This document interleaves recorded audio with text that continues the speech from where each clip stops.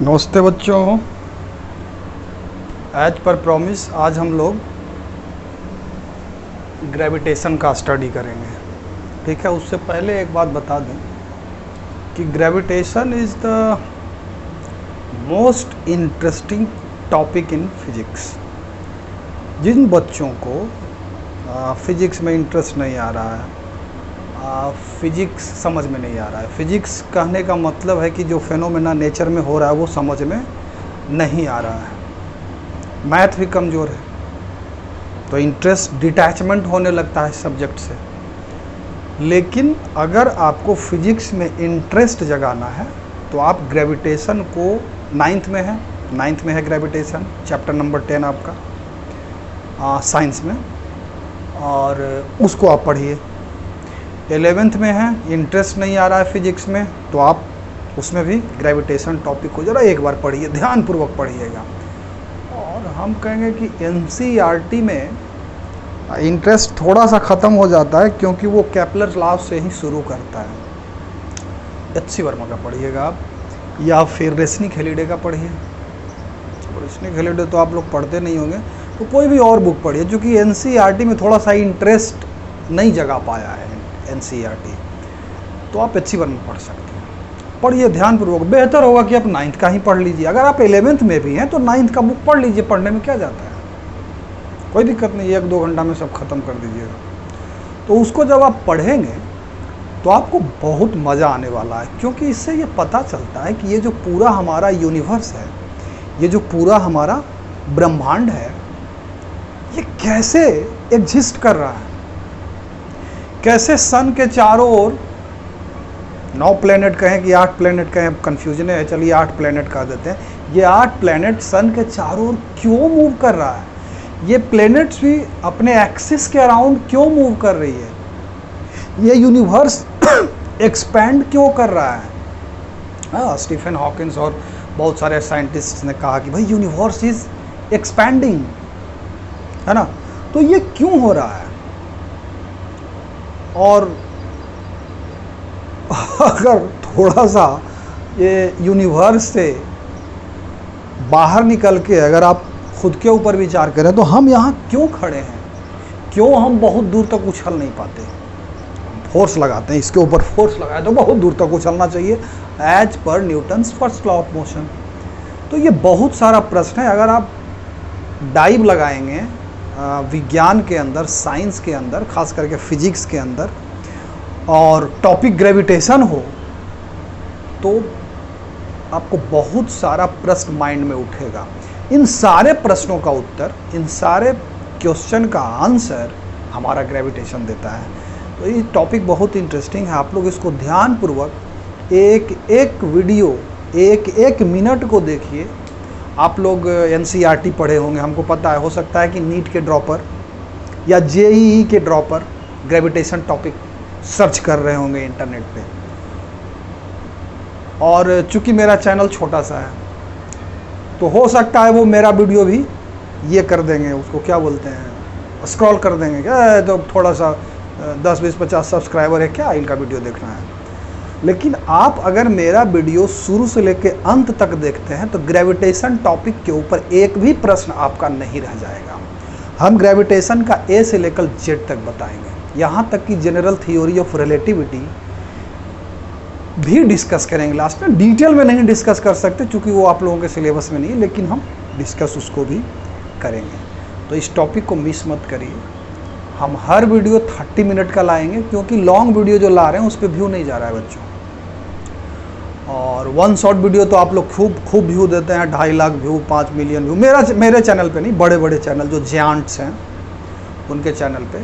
तो हम अब सोचे हैं कि 30 मिनट का ही हम वीडियो लाएंगे, ताकि आपका भी इंटरेस्ट उस पर बना रहे और आप भी उस पर रिटेन कर सकें और ढंग से उस टॉपिक को समझ सकें। अब कितने वीडियो में ये पूरा कंप्लीट होगा ये तो अभी कहना मुश्किल है। तो अब हम पढ़ाना शुरू करेंगे, एक एक चीज़ आपका इसमें क्लियर हो जाएगा। और एक बात बता दें, जैसे कि इसके बाद आप जब 12th में जाएंगे तो वहाँ एक टॉपिक आप लोगों को पढ़ना होगा, इलेक्ट्रोस्टैटिक्स। स्टैटिक चार्जेस के ऊपर वहाँ हम लोग स्टडी करते हैं। तो इलेक्ट्रोस्टैटिक्स और ग्रेविटेशन ये दोनों एक दूसरे से क्या है, एकदम एनालॉगस है। एनालॉगस कहने का मतलब जो इक्वेशंस यहाँ पढ़ेंगे वही इक्वेशंस वहाँ पढ़ना है। जो मैथमेटिक्स, अगर हम मैथमेटिक्स की बात करें तो जो मैथमेटिक्स हम ग्रेविटेशन में यूज़ करेंगे वही मैथमेटिक्स वहाँ फिर हम इलेक्ट्रोस्टैटिक्स में यूज़ करेंगे। कंसेप्ट भी मोर और लेस सेम है। फिजिक्स भी आप कहिएगा तो हम गॉसस लॉ यहाँ भी आपको बताएंगे। अब आप लोग आश्चर्य में पड़ गए होंगे, गॉस लॉ यहाँ कहाँ से आ गया सर, वो तो इलेक्ट्रोस्टैटिक्स में है। नहीं, लेकिन गॉसस लॉ यहाँ भी हम बताएंगे आपको। अब गॉसस साहब दिए कि नहीं दिए, लेकिन उसी के इक्विवेलेंट एक लॉ है, उसको हम गॉसस लॉ बोलते हैं, वो हम बताएंगे। तो मोर और लेस दोनों टॉपिक एक दूसरे से क्या है, रिलेटेड है। तो अगर आप ग्रेविटेशन को, और दूसरी बात, मेरा जो वीडियो होता है, मेरा जो टीचिंग स्टाइल है, जो मेरा पढ़ाने का तरीका है, वो हम शुरू से शुरू करेंगे और उसी से रिलेटेड, और जो शुरू में पढ़ाएं जैसे वेक्टर हो गया, काइनेमेटिक्स हो गया, सब को रिलेट करके हम चलेंगे। और शुरू हम यहीं से करेंगे, जैसे ग्रेविटेशन शुरू कर रहे हैं तो यहीं से शुरू करेंगे और इसी टॉपिक के ऊपर ख़त्म करेंगे। ठीक है, शुरुआत से लेकर के चलेंगे। ऐसा नहीं कि अभी ये पढ़ा रहे हैं, अब हाँ अब ये चीज़ पढ़ना है। क्यों पढ़ना है भाई, क्यों पढ़ना है इसको? जैसे कि ग्रेविटेशन में आपको सबसे पहले हम आपको किस मेथड से एक्सप्लेन करेंगे, फोर्स के मेथड से। फिर आपको हम ग्रेविटेशन को एक्सप्लेन करेंगे एनर्जी के मेथड से। अब बच्चों को ये बताया ही नहीं जाता है कि फिजिक्स में स्टडी करने का दो तरीका। पहला है मेथड फोर्स, जिसको हम लोग बोल सकते हैं, न्यूटन साहब का मेथड भी बोल सकते हैं, हालांकि बोलना उचित नहीं होगा। लेकिन सबसे पहले हम लोग किसी भी टॉपिक को आप उठा लीजिए, फोर्स मेथड, इसीलिए मैकेनिक्स पढ़ना जरूरी है। फोर्स मेथड से पहले स्टडी करते हैं, जैसे इलेक्ट्रोस्टैटिक्स या इलेक्ट्रोडायनेमिक्स आप ले चलिए, है ना। इलेक्ट्रोडायनेमिक्स में भी सबसे पहले फोर्स मेथड, फिर एनर्जी मेथड। एनर्जी मेथड थोड़ा सा आसान पड़ता है, तो सबसे पहले हम फोर्स मेथड से ग्रेविटेशन को समझेंगे। और ध्यान रहे बच्चों, न्यूटन साहब जो लॉ दिए हैं फोर्सेस से रिलेटेड दिए हैं, वो एनर्जी से रिलेटेड नहीं दिए हैं। बात समझ में आ रही है? केपलर साहब जो लॉ दिए हैं वो फोर्स से ही रिलेटेड है। 3 ठो लॉ दिए हैं, वो भी हम डिस्कस करेंगे, डिटेल में करेंगे।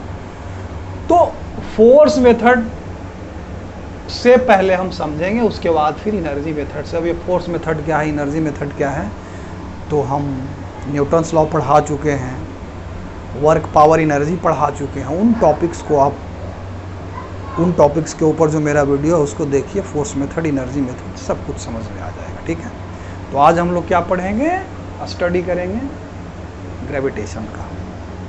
ठीक है, शुरू से थोड़ा सा इतिहास इसमें चलते हैं। देखिए, ग्रेविटेशन जो एक टॉपिक है, पता नहीं बाद में चल के इसका नाम ग्रेविटेशन रखा गया, कब रखा गया नहीं पता, लेकिन ग्रेविटेशन एक ऐसा टॉपिक है कि इसके ऊपर हमारे देश के आर्यभट्ट साहब काम किए। इस टॉपिक के ऊपर कोपरनिकस ने स्टडी किया, इस टॉपिक के ऊपर गैलीलियो साहब बहुत मेहनत किए, इस टॉपिक के ऊपर केपलर साहब को भी योगदान देना चाहिए। और फाइनली इसके ऊपर एक लॉ कहिए या जो कहिए, जो क्रेडिट न्यूटन साहब को मिल गया। न्यूटन साहब इसके ऊपर एक मैथमेटिकल फॉर्मूला भी दे दिए। ठीक है, मैथमेटिक्स भी इसमें यूज कर लिए और एनालिटिकली भी एक लॉ दिए, जिसका कि हम लोग इसमें स्टडी करेंगे। अब न्यूटन्स लॉ ऑफ ग्रेविटेशन क्या है, तो ध्यान से एक एक पॉइंट को पकड़िएगा, क्योंकि ऐसा नहीं कि आप, हम जो बात बोल रहे हैं उस पर ध्यान न दीजिएगा तो समझ में नहीं आएगा, फिर सवाल जब हम बनाने लगेंगे तो आपको कन्फ्यूजन होगा।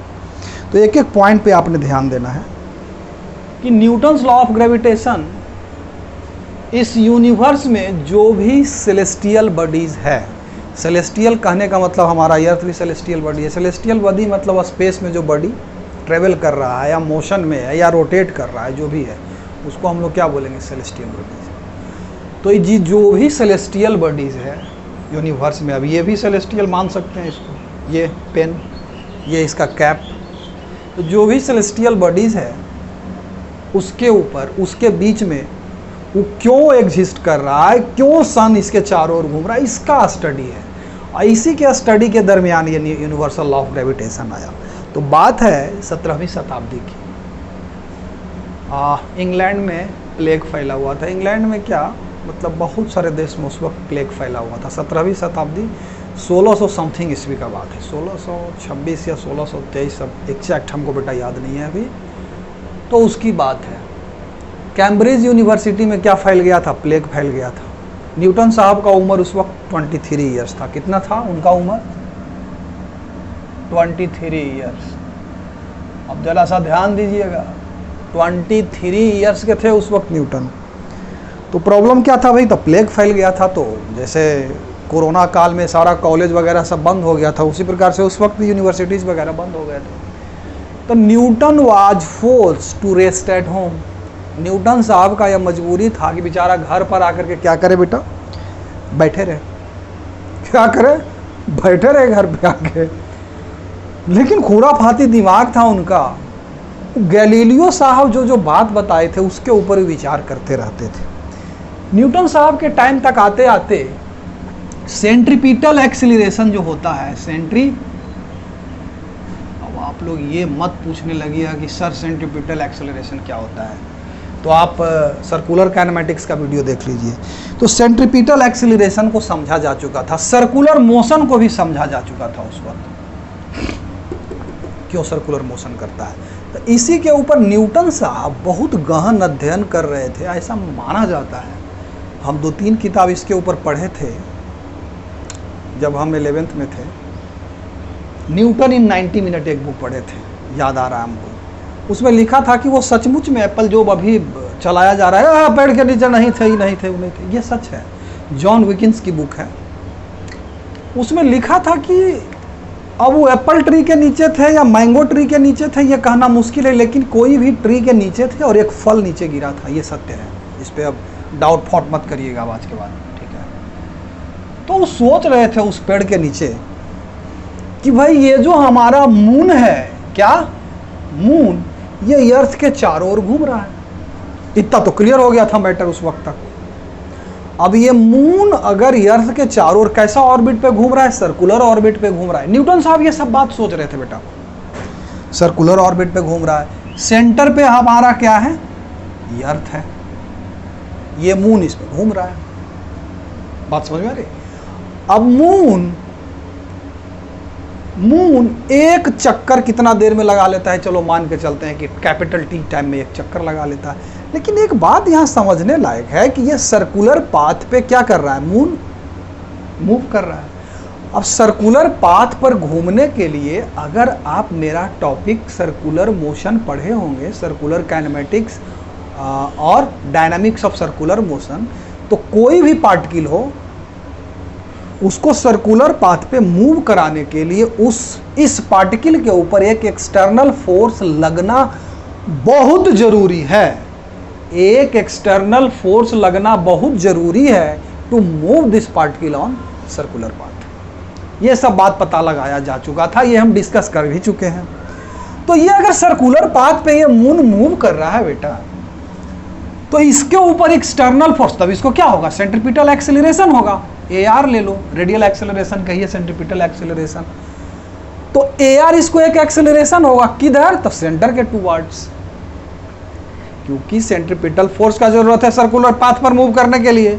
और अगर फोर्स लग रहा है तो इसको सेंटर के टूवर्ड्स एक एक्सीलरेशन भी होगा, जिसको हम लोग बोलते हैं रेडियल एक्सीलरेशन या सेंट्रीपिटल एक्सीलरेशन। अब अगर इसको सेंटर के टूवर्ड्स एक्सीलरेशन है, चूंकि ये सर्कुलर पाथ पे मूव कर रहा है, तो डेफिनेटली इसके ऊपर एक फोर्स लग ही रहा होगा। नहीं कैसा लगेगा? लग रहा होगा, जो सेंटर के टूवर्ड्स हो। सेंटर पर क्या है? ये अर्थ है, उसके टूवर्ड्स हो, तभी ये मूव करेगा। नहीं तो फिर ये क्या करेगा? पाथ को छोड़ करके ये स्ट्रेट लाइन से उधर चल देंगे महाराज। और ये सब बात जब न्यूटन, ये हम नहीं सोच रहे भैया, न्यूटन सोच रहे थे। न्यूटन, एक एप्पल पेड़ ले लो आप, ये हमारा पेड़ हो गया। यहाँ पर न्यूटन साहब आराम से बैठ करके और टना टन सोच रहे। ये हमारे क्या हो गए? न्यूटन साहब। और ये हमारा हो गया क्या? Apple tree. और यहाँ पर बैठ करके अपना गार्डन में ही चकाचक सोच रहे थे। किसान के बेटा थे न्यूटन साहब, एक किसान जिनके ना मम्मी को कुछ लिखना आता था ना पापा, समझिएगा जरा बात, कुछ नहीं लिखना आता था। मामा जी इनको पढ़ाए लिखाए थे, कैम्ब्रिज भी भेजे थे। तो ये सोच रहे हैं इस बात को, और ये सोच रहे हैं कि तो डेफिनेटली ये तो क्लियर मैटर कर दिए कि इसके ऊपर, इस मून के ऊपर एक फोर्स लग रहा है। मामला क्लियर है, समझ में आ रही है बात? 9th क्लास वाला बच्चा भी इसको समझ सकता है, 11th में है आप तो समझ ही रहे होंगे। तो इसके ऊपर डेफिनेटली सेंटर के टुवार्ड्स एक फोर्स लग रहा है। वो फोर्स कहां से आया? तो वह कंक्लूड करते हैं, सोचते हैं, कंक्लूड नहीं करते हैं, सोचते हैं कि हो सकता है, आज तो बहुत आसान है कह देना, तो सोचते हैं कि हो सकता है, हो ना हो, ये अर्थ इसको सेंटर के टुवार्ड्स क्या कर रहा है। क्योंकि बेटा ये स्पेस में है, मून तो स्पेस में है, तो कोई अदृश्य शक्ति तो मान नहीं सकता है। साइंस तो कोई अदृश्य शक्ति मानता नहीं है, तो कोई अदृश्य शक्ति मून को सेंटर के टुवार्ड्स तो धकेल के रखा नहीं है, धक्कमपेली नहीं कर रहा है। तो डेफिनेटली ये जो अर्थ है हमारा, इसके ऊपर क्या लगा रहा है? एक फोर्स लगा रहा है। न्यूटन साहब कंक्लूड किए और बहुत खुश भी हो गए कि हाँ यही होना चाहिए। इतने में ही जो एप्पल है टूट करके इनके मथवा पर धड़ाम से गिरता है। अब आप सोचिएगा जरा सा कि इतने में ये पलवा जो है टूट करके इनके मथवा पर धड़ाम से गिर गया। इनके दिमाग का बत्ती जल गया, इनके दिमाग का बत्ती जल गया। आई सोचने लगे कि ना केवल मून को ही नहीं, अर्थ जो भी ऑब्जेक्ट है उस सब को अपनी ओर खींच रहा है। सेव को भी खींचेगा, आम को भी खींच लेगा, इसको यहाँ छोड़ेंगे, हाथ देखो छोड़े, इसको भी खींचेगा।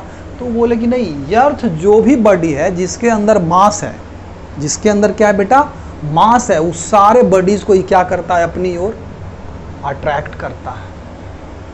अब वो सोचने लगे तो क्या ये अर्थ है में ये सिर्फ प्रॉपर्टी है कि इस यूनिवर्स में, इस स्पेस में और भी बड़ी, जैसे सन हो गया, जुपिटर हो गया, मार्स हो गया, सैटर्न हो गया, इस सब के अंदर ही प्रॉपर्टी नहीं है क्या? तब वो अपने दिमाग को विस्तार देते हैं और एक लॉ देते हैं, बोलते हैं कि एवरी पार्टिकल, अब मोर प्रिसाइजली कहें तो बॉडी कह लीजिए, आगे हम समझा देंगे कि every body in this universe is attracting each other.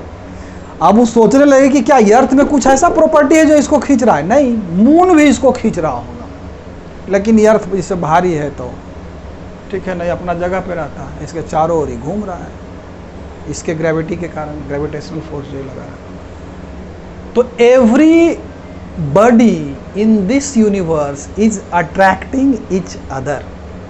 यही है हमारा यूनिवर्सल लॉ ऑफ अट्रैक्शन। बेटा अगर आप हमसे पूछिएगा कि सर तो यूनिवर्सल लॉ ऑफ ग्रेविटेशन तो आप बोल दिए, तो बेटा ग्रेविटेशन जो है हमारा यहीं पे खत्म हो गया। अब आप लोग कहिएगा पागल हो गए सर, सर क्या हो गए, पागल हो गए, ग्रेविटेशन यहीं खत्म हो गया। पोटेंशियल एनर्जी और ग्रेविटेशनल फोर्स का फॉर्मूला बेटा ये ही समझना फिजिक्स था कि every object in this universe is attracting each other, this is universal law of gravitation.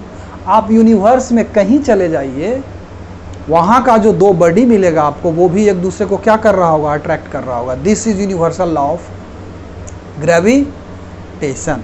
तो फिजिक्स हमारा जो है ग्रेविटेशन का यहीं पे ख़त्म हो गया। अब हम आगे जो बढ़ेंगे बेटा, मैथमेटिक्स को लेकर के बढ़ेंगे और ये मान के चलेंगे कि कोई भी दो बॉडी हो, उनके बीच में फोर्स लगता है, ये इसको खींचेगा और ये इसको खींचेगा। अब इसमें जो आगे हम डिस्कस करेंगे वो हमारा मैथमेटिक्स है, और उसको कंसेप्ट बोलिए, मैथमेटिक्स बोलिए, फिर डिफाइन करेंगे बहुत सारा चीज़ इसमें। और अभी हम लोग जो ग्रेविटेशन का स्टडी करेंगे मैथमेटिक्स के रूप में, वह फोर्स मेथड होगा। क्यों? क्योंकि हम फोर्स पर विचार करेंगे, ठीक है। अब न्यूटन साहब एक्सपेरिमेंटली यह पाए कि जो दो बॉडी के बीच में फोर्स लगता है, जो दो बॉडीज के बीच में फोर्स लगता है, वो क्या होता है, दोनों के मास के प्रोपोर्शनल होता है। कहने का मतलब, मान लेते हैं कि ये हमारा एक बॉडी है जिसका मास है बेटा m1, और एक ये दूसरा बॉडी है जिसका मास है m2। भाई इसके दोनों के सेंटर के बीच का डिस्टेंस है क्या बेटा, r। तो ये दोनों बॉडी के बीच जो फोर्स लग रहा है, तो ये देखो इसके ऊपर लगा रहा होगा, चलो मान के चलो इधर लगा रहा होगा या इधर कहीं लगा रहा होगा ना, ये इसके ऊपर, ठीक है। तो ये इसके ऊपर फोर्स लगा रहा होगा, ये इसके ऊपर लगा रहा होगा। तो ये फोर्स जो है, अभी तो ऑब्वियस हो गया होगा कि अर्थ चूंकि मून को अट्रैक्ट कर रहा है, मून अर्थ को, तो ये एक अट्रैक्टिव फोर्स है, इतना तो क्लियर हो गया होगा ना मामला। तो ये इसके ऊपर लगा रहा है, ये इसके ऊपर में लगा रहा है। तो पाया ये गया एक्सपेरिमेंटली कि फोर्स जो दोनों बॉडी के बीच में होता है वो प्रोपोर्शनल होता है दोनों के मासेस के प्रोडक्ट के।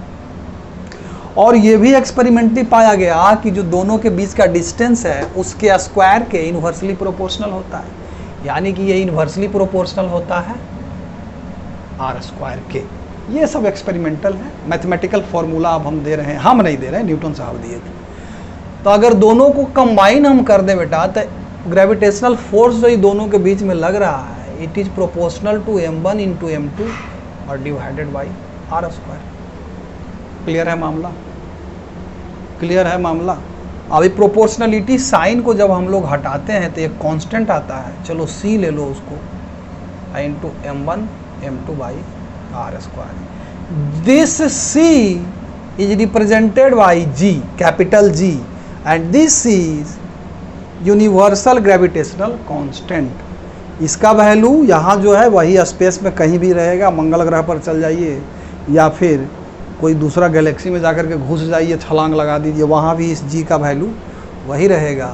इसका वैल्यू आता है experimentally 6.67 10 to the power -11 in SI unit. तो हमारा F कितना आ गया दो बॉडी के बीच के फोर्स का बेटा? बेटा न्यूटन साहब जो ये फॉर्मूला दिए उस सेलेस्टियल बॉडी के लिए दिए। अरे दिए तो सब बॉडी के लिए लगा सकते हैं, लेकिन उस सोच के वही दिए। लेकिन अगर हम आपसे पूछे कि एक पत्थर इधर ले लिए और दूसरा पत्थर ऐसा ले लिए, इन दोनों के बीच अब हमको फोर्स निकालना है, क्या होगा? दोनों के सेंटर के बीच का डिस्टेंस लेंगे, क्या लेंगे, नहीं लेंगे, हाँ लेंगे, यहाँ वैलिड होगा कि नहीं होगा? तो ध्यान रखिएगा आप लोग, ये जो यूनिवर्सल लॉ ऑफ ग्रेविटेशन है, इसको the universal law of gravitation states that every object in this universe attracts other objects. ठीक है, provided this formula is valid for point masses.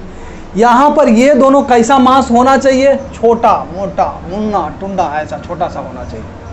अब आप कहिएगा सर मून ऑप्शन, तो अगर दोनों के बीच का डिस्टेंस इतना अधिक हो कि दोनों पॉइंट की तरह ट्रीट किया जा सके, तो वहाँ भी ये फॉर्मूला आप लगा सकते। अब इस फॉर्मूला का लिमिटेशंस कहाँ कहाँ ये अप्लाई कर सकते हैं ये हम लोग सीखेंगे। ठीक है, लगेगा तो ये हर अब किसी भी दो पार्टिकल के लिए। लेकिन ये m1 और m2 जो है, पहला पॉइंट कि m1 और m2 जो है, m1 and m2 should be point mass और पॉइंट लाइक मास। ठीक है, पॉइंट मास होना चाहिए m1 m2 या पॉइंट लाइक मास। देखो पहला पॉइंट, इसको बड़ा ही अच्छे ढंग से इसको समझना होगा कि m1 m2 क्या होना चाहिए? पॉइंट मास होना चाहिए या पॉइंट लाइक मास होना चाहिए। अब पॉइंट मास तो समझ गए कि भैया ये जिसका साइज क्या हो, जिसका साइज क्या हो, एकदम स्मॉल हो, जिसका वॉल्यूम जिसका क्या हो, स्मॉल हो, या साइज एकदम स्मॉल हो, पॉइंट मास हो गया, मास जो भी हो। पॉइंट लाइक मास कब? तो पॉइंट लाइक मास अगर उसका साइज दोनों के बीच के डिस्टेंस के कंपैरिजन में क्या हो, बहुत बहुत ज़्यादा हो। जैसे ये r, ये दोनों के बीच का डिस्टेंस है, तो ये जो r है दोनों के बीच का डिस्टेंस, ये इसके साइज के कंपैरिजन में क्या हो बेटा? बहुत बहुत ज़्यादा हो। जैसे अर्थ और मून का एग्जांपल हम लिए थे, है ना? तो उसमें चूंकि अर्थ और मून के बीच का जो डिस्टेंस है वो क्या है? बहुत ज़्यादा है as compare to the size of the moon कहें या फिर साइज ऑफ द अर्थ कहें। तो सेलेस्टियल बॉडीज़ के लिए भी ये फॉर्मूला क्या है? एप्लीकेबल है, कोई दिक्कत नहीं होगा। ठीक है, या फिर पॉइंट मास के लिए। क्लियर है मामला? अब चूंकि ये फोर्स कैसा होता है? अट्रैक्टिव होता है। अब फोर्स है, चूंकि ये क्या है बेटा? फोर्स है, तो फोर्स है तो इसका एक डायरेक्शन भी होगा। तो डायरेक्शन होगा क्या बेटा? तो याद रखिएगा आज के बाद कंफ्यूजन नहीं होना चाहिए। जो पॉइंट मास है वो दोनों पॉइंट मास को क्या कर दीजिए, एक लाइन से क्या कीजिए, जोड़ दीजिए। इस लाइन के अलोंग ही फोर्स लगेगा। The direction of force, the direction of force is along the line joining the two point masses। Point masses नहीं लिख के बुक वगैरह में आप लोग देखिएगा वो लिखेगा पार्टिकल्स, ठीक है, ज्वाइनिंग द टू पार्टिकल्स, ठीक है। तो डायरेक्शन किधर होगा, इस लाइन के अलोंग होगा। अब आप लोग कहिए कि जब बड़ा साइज होगा तो बड़ा साइज के लिए तो तभी ना अप्लाई कर सकते हैं जब दोनों क्या हो, पॉइंट लाइक मासेज हो, या फिर आगे चल के हम देखें कि इंटीग्रेट करके फिर हम निकालेंगे, फिर डायरेक्शन किधर होगा वो तो इंटीग्रेशन बताएगा, ठीक है। तो पॉइंट डायरेक्शन किधर होगा पॉइंट मासेज के लिए, अलोंग द लाइन ज्वाइनिंग। अब देखिए अलोंग द लाइन ज्वाइनिंग इधर भी हो सकता है इधर भी, लेकिन चूंकि हम क्या बताएं कि फोर्स अट्रैक्टिव है, तो ये जो पार्टिकल है इसके ऊपर किधर फोर्स लगाएगा, अट्रैक्ट करेगा इसको इस डायरेक्शन में, तो इधर लगेगा, इसके ऊपर फोर्स का डायरेक्शन इधर हो जाएगा। और ये पार्टिकल इसके ऊपर किधर लगाएगा फोर्स, इस डायरेक्शन में लगाएगा। क्लियर है मामला। यानी कि पार्टिकल के लाइन ज्वाइनिंग के अलोंग होगा, चूंकि अट्रैक्टिव फोर्स है तो आप लोग ऑब्वियसली समझ सकते हैं कि इसके ऊपर इधर तो इसके ऊपर इधर, ये पार्टिकल इसको खींच रहा होगा इधर, ये पार्टिकल इसको खींच रहा होगा इधर। कुछ कुछ बुक्स वगैरह में आप लोग देखते होंगे कि ये सेंट्रल फोर्सेज हैं, तो इसका मतलब कुछ बड़ा नहीं हो गया, ठीक है। इसका मतलब ये हुआ कि जो फोर्स लगेगा वो डिस्टेंस दोनों के बीच सेंटर टू सेंटर लेंगे, और सेंटर से ही पास करता हुआ एक लाइन दोनों पार्टिकल को क्या करेंगे, अगर बड़ा बॉडी है पॉइंट लाइक मास उसको भी ले सकते हैं, जैसे स्फीयर है तो स्फीयर का total mass can be assume to be concentrated at the centre, तो सेंटर से पास करता हुआ लाइन के अलोंग फोर्स लगेगा। क्लियर है, कंफ्यूजन है तो आप पूछ सकते हैं, क्लियर होगा, ठीक है। ये हो गया। और तो तीसरा इसमें एक बात और याद रखिएगा कि नेट फोर्स मान लिया जाए कि इधर भी एक पार्टिकल है, इधर भी एक पार्टिकल है, तो इसके ऊपर ये किधर लगाएगा, इधर फोर्स लगाएगा, ये किधर लगाएगा बेटा, इधर लगाएगा, इसके ऊपर निकाल रहे हैं, तो नेट फोर्स क्या हो जाएगा, तीनों के वेक्टर सम के बराबर हो जाएगा। तीसरा एक पॉइंट और याद रखिएगा कि ये दोनों पार्टिकल के बीच का जो फोर्स है, अगर कोई तीसरा पार्टिकल यहाँ बीच में हम रख दें तो ये इन दोनों के बीच में जो फोर्स लग रहा है उसके ऊपर ये जो पार्टिकल तीसरा हम घुसा है कोई इफेक्ट नहीं डालता है, इंडिपेंडेंट होता है उससे, ठीक है। अब आप कहिएगा ये भी तो लगाने लगा, बिल्कुल लगाएगा ये भी फोर्स, लेकिन इसके द्वारा इसके ऊपर जो फोर्स लग रहा है इस पार्टिकल के द्वारा इसके ऊपर, उस पर कोई प्रभाव नहीं पड़ेगा। इसको प्रिंसिपल ऑफ सुपरपोजिशन से भी समझ सकते हैं कि अगर n पार्टिकल्स किसी पार्टिकल के ऊपर में फोर्स लगा रहा है तो n इंडिविजुअल पार्टिकल्स के कारण फोर्स निकालिए, ठीक है। जो एक का जो इफेक्ट होगा, कहने का मतलब मान लेते हैं कि पार्टिकल नंबर 1 का जो किसी पार्टिकल के ऊपर फोर्स लग रहा होगा वो 2 के द्वारा उसी पार्टिकल पर लग रहे फोर्स से क्या होता है, इंडिपेंडेंट होता है, उसको कोई इफेक्ट नहीं करेगा। तो ये 3 पॉइंट ऑफ प्रॉब्लम्स बनाते वक्त दिमाग में एकदम क्या करिएगा, याद रखिएगा। क्लियर है एकदम, इसको दिमाग में रखना है कि डायरेक्शन कैसे निकालेंगे, पॉइंट मास के लिए ही वैलिड है, और डायरेक्शन और पॉइंट मास के लिए ये सब 2 पॉइंट बहुत इंपॉर्टेंट है, ठीक है। अब एक आध सवाल देखते हैं, ठीक है। और जहाँ तक कैपिटल जी के बारे में है तो उसका डायमेंशन क्या होगा, उसका यूनिट क्या होगा, SI यूनिट, ये सब तो आप लोग निकाल सकते हैं। और अगर नहीं निकाल सकते हैं तो 1 मिनट में हम आपको क्या कर देते हैं बच्चा, बता देते हैं, क्या कर देते हैं, बता देते हैं, ठीक। जैसे F बराबर क्या होता है बेटा, ये सब हालांकि आप अगर हमारा विद्यार्थी हैं, मेरे विद्यार्थी हैं, तो आराम से ये सब कर सकते हैं, ठीक है। तो G इज इक्वल टू क्या हो जाएगा, F R² by M1 M2, इसका यूनिट न्यूटन, आर का ही मीटर स्क्वायर बटा केजी स्क्वायर, ऐसा ही यूनिट तो जी का ये हो गया। अब अगर डायमेंशन निकला है तो ऊपर नीचे सब डायमेंशन लिखिए। एन का क्या हो जाएगा, एम एल टी माइनस 2, ये मीटर है तो ये एल स्क्वायर हो जाएगा, आई एम स्क्वायर हो जाएगा, है ना। एक एम से एक एम कट जाएगा तो हो जाएगा एम माइनस 1 और एल क्यू टी माइनस 2, ये इसका क्या हो जाएगा बेटा, जी का डायमेंशन हो जाएगा। तो बड़ा बात तो है नहीं, इसे तो आप आराम से निकाल सकते हैं, ठीक है।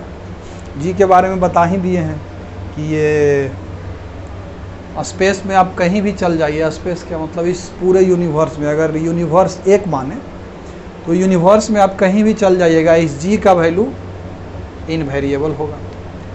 मास भी जो होता है वो भी क्या है, इनवेरिएबल, फिजिकल मतलब इनवेरिएबल है। किसी प्लेनेट पर चल जाइए, मास मान लिया जाए कि 1 किलो का कोई आप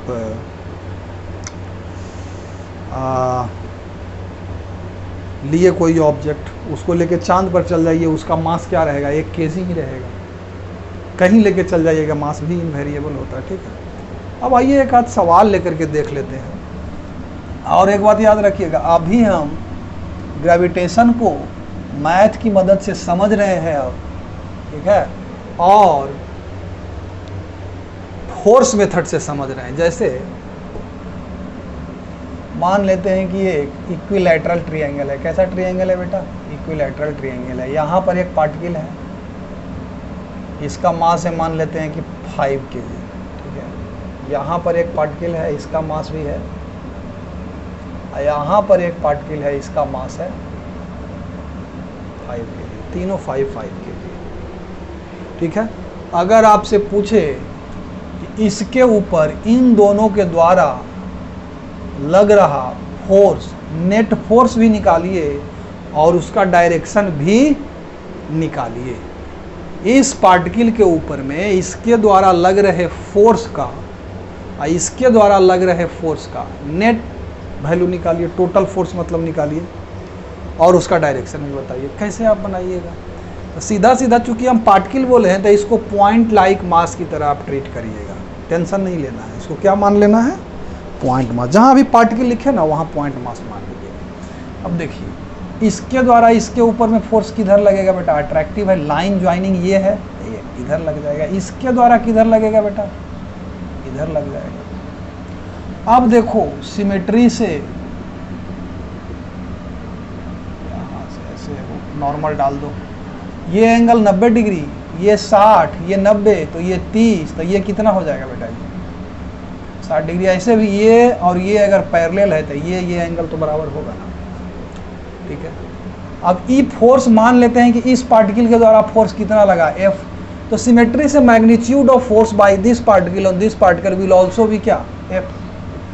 अब इस F का एक कंपोनेंट क्या होगा, इधर इस डायरेक्शन में लगेगा, इसका एक कंपोनेंट इस डायरेक्शन में लगेगा, और एक कंपोनेंट नीचे लगेगा। नीचे वाला कंपोनेंट इसके कारण अगर ये स्मॉल f है तो इसके कारण भी वो लग जाएगा स्मॉल f। तो total downward force F net और डाउनवर्ड अगर हम कहें कितना हो जाएगा, 2f। इधर देखो, अगर f डैश कहें, इधर का फोर्स, इसका कंपोनेंट कैपिटल F का, इधर इसका भी f डैश कहें, तो ये दोनों तो क्या हो जाएगा बेटा, कैंसिल हो जाएगा। अब ये f स्मॉल f और f डैश कितने के बराबर होगा, तो वही वाला लगा देंगे फार्मूला। मत फार्मूला क्या कहिएगा, कंपोनेंटवा में जो ब्रेक किया है, इधर का क्या हो जाएगा, f cos थीटा हॉरिजॉन्टल। आइए वर्टिकल डायरेक्शन में क्या हो जाएगा, f बराबर क्या हो जाएगा, f, इधर cos है तो नीचे क्या हो जाएगा बेटा, sin 60 हो जाएगा, ठीक है। डाउनवर्ड नेट फोर्स, डाउनवर्ड जो हो जाएगा वो,